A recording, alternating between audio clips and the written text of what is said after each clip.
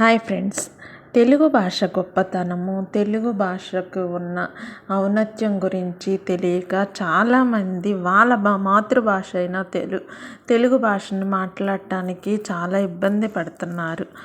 కానీ బయట నుంచి వచ్చిన వేరే ప్రాంతాల వాళ్ళు తెలుగు నేర్చుకొని తెలుగు చాలా చక్కగా మాట్లాడుతున్నారు. తెలుగు గొప్పతనాన్ని, తెలుగు ఔన్నత్యాన్ని గురించి మన కవులు ఏ విధంగా రాశారో ఒక్కసారి ఈ పాట రూపంలో తెలుసుకుందాం. రాసిన వాళ్ళు మిరియాల రామకృష్ణ గారు. దేశ భాషలందు తెలుగు లెస్స అని ఏ విధంగా రాశారో ఒక్కసారి చూద్దాం.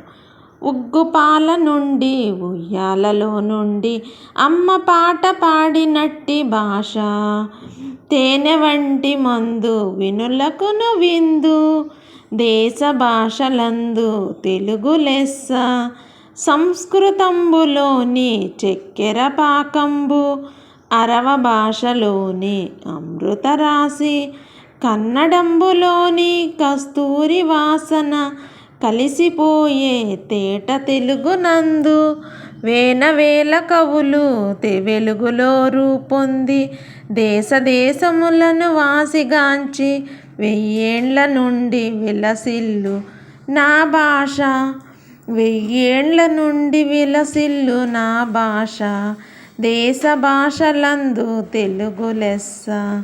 ఉగ్గుపాల నుండి ఉయ్యాలలో నుండి అమ్మ పాట పాడినట్టి భాష, తేనె వంటి మందు వినులకును విందు, దేశ భాషలందు తెలుగు లెస్స. మన మాతృభాష గురించి ఎంత బాగా వర్ణించారు. జై తెలుగు భాష అంటూ మన మాతృభాషని గౌరవిద్దాము, మిగతా భాషలను కూడా నేర్చుకుందాము.